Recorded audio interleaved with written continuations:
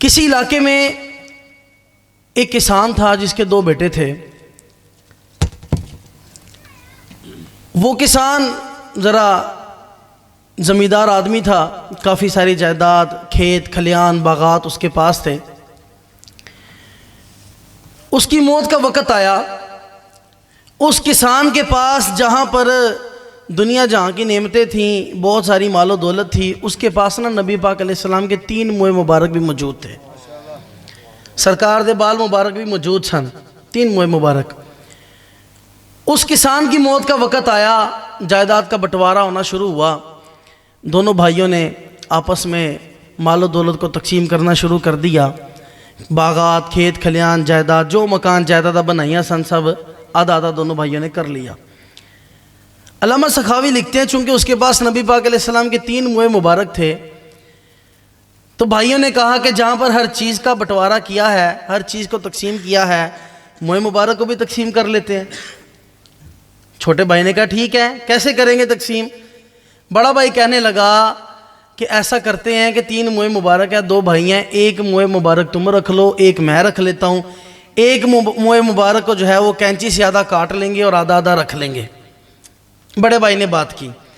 چھوٹے بھائی نے جواب دیا کہ بھائی جان، بات اصل میں یہ ہے کہ اگر مجھے اپنی ساری حصے کی جائیداد بھی دینی پڑ جائے نا، میں جائیداد دے لوں گا، لیکن نبی پاک علیہ السلام کے موئے مبارک پر کینچی چلنے نہیں دوں گا۔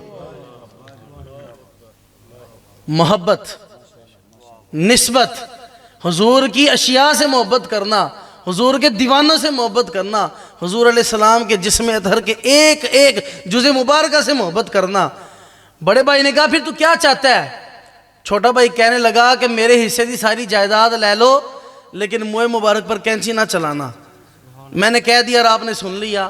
یہ آسان بات نہیں ہے سرکار، ایتھے گولیاں چل جاندیاں نے، ایتھے تے چھریاں نکل آندیاں کہ تو میرے حصے دی گل کر رہے ہیں، تیری ہمت کس طرح آئی؟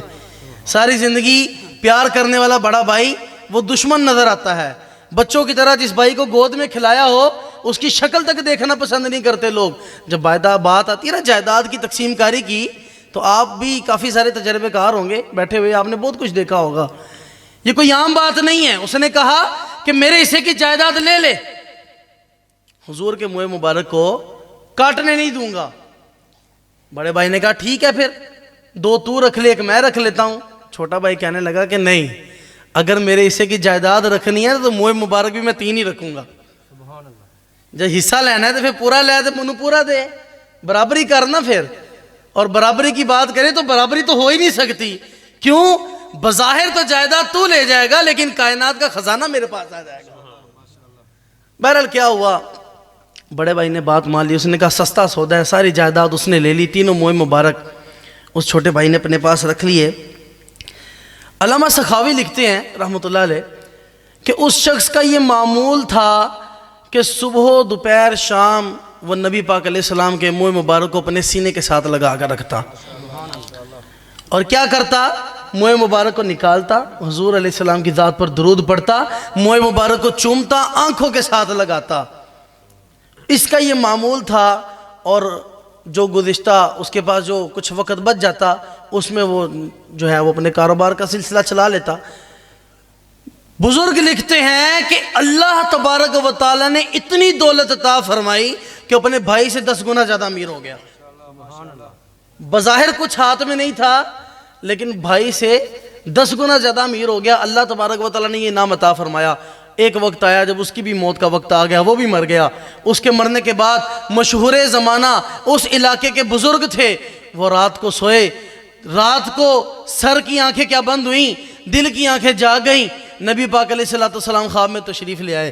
یہ میں کوئی آپ کو کوئی قصے کہانیاں نہیں سنا رہا، یہ کتاب القول البدیع موجود ہے، اس کے اندر یہ روایت باقاعدہ علامہ سخاوی نے لکھی ہے۔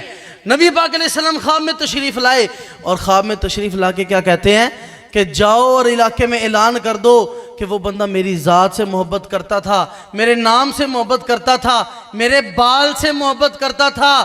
اللہ تبارک و تعالیٰ نے اسے دنیا کے اندر تو مال دیا ہی دیا، جاؤ اعلان کر دو۔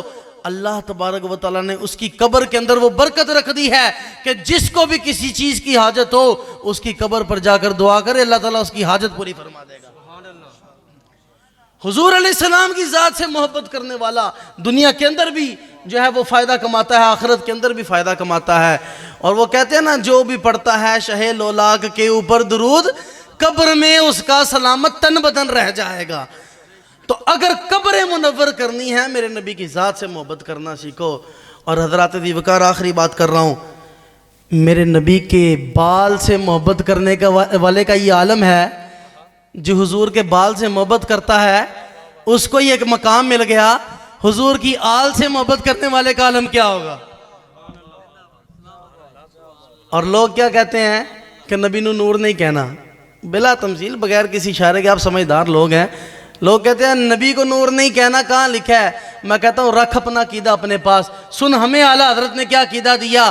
تیری نسل پاک میں ہے بچہ بچہ نور کا، تیری نسل پاک میں ہے بچہ بچہ نور کا، تو ہے عین نور تیرا سب گھرانہ نور کا. اللہ تبارک و تعالیٰ سے دعا، اللہ پاک ہمیں حضور علیہ السلام کا پکا سچا عاشق بنائے.